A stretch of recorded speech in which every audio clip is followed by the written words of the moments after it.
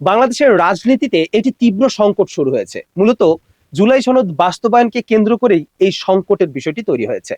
যেমন রাজনৈতিক দল বিএনপি অভিযোগ তুলছেন, এই জুলাই সনদ বাস্তবায়নের ক্ষেত্রে স্বাক্ষরের আগে যে বিষয়গুলো সম্পর্কে চুক্তি করা হয়েছে বা যে বিষয়গুলো সম্পর্কে তারা একমত পোষণ করেছিলেন, আলটিমেটলি স্বাক্ষর করার পরে সেই বিষয়গুলোর একটি আমূল পরিবর্তন এসেছে। বিভিন্ন জিনিসের পরিবর্তন করা হয়েছে, যেটির সাথে তারা মোটেও একমত নয়, কিংবা তাদের সাথে এই বিষয়টি আলোচনায় হয়নি।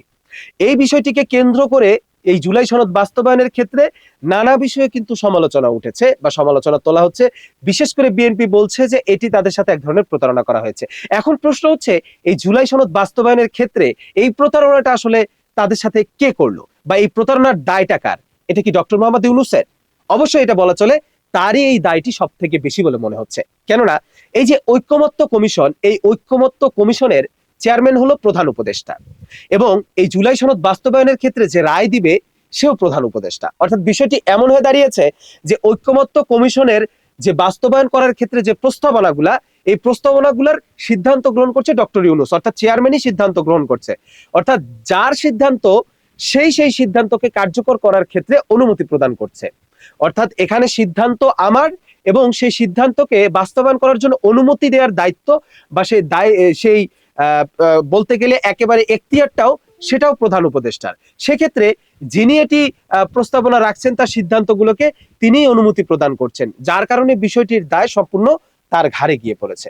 এখন এই জায়গাটিতে আসলে অন্তর্বর্তী সরকারের করণীয় বলে কেমন হতে পারতো? আসলে মূলত এই জায়গাটিতে বিএনপি যে অভিযোগগুলো তুলছেন, এই অভিযোগের পরিপ্রেক্ষিতে তাদেরও একটি প্রমাণ সাপেক্ষে এটির জবাব দেওয়া উচিত ছিল। বিশেষ করে উপদেষ্টা মন্ডলী থেকে বা প্রধান উপদেষ্টা মন্ডলী থেকে কিংবা ঐক্যমত্য কমিশন থেকে, যে আসলে বিএনপি যে অভিযোগগুলো তুলছে সেই অভিযোগগুলোর পাল্টা জবাব তাদের জায়গা থেকে একটি সুনির্ধারিত এবং সুনির্দিষ্ট কিছু জবাব আসা উচিত ছিল, যা হওয়া উচিত যৌক্তিক। অর্থাৎ যৌক্তিক বিষয়গুলোকে সামনে এনে বিএনপি যে অভিযোগগুলো তুলছে সেটি সম্পূর্ণ মিথ্যা, এমন জিনিস তাদের দাঁড় করানো উচিত।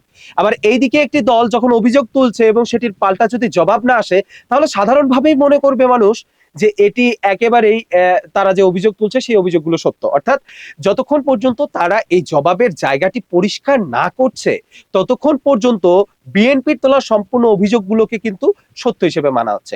এবং যেহেতু ঐক্যমত্য কমিশনের চেয়ারম্যানও ডক্টর ইউনূস, এবং এই বাস্তবায়নের সিদ্ধান্ত সেটিও দিবে ডক্টর ইউনূস। আমরা দেখেছি যে আইন উপদেষ্টা বলেছেন যে গণভোট কিভাবে হবে, কিংবা এই জুলাই সনদ বাস্তবায়নের যে অনুমতি প্রসঙ্গ, সেটি কিছুদিনের মধ্যে খুবই দ্রুত প্রধান উপদেষ্টা সেটি ঘোষণা করবেন বা সেটি তিনি দিবেন। তার মানে কি ব্যাপারটা, যে ঐকমত্য কমিশনের দেয়া যেসব প্রস্তাবনা বা যেই জায়গাটি, সেটির সিদ্ধান্ত বাস্তবায়নের ক্ষেত্রে কার্যকর রূপ দাঁড় করাবেন প্রধান উপদেষ্টা।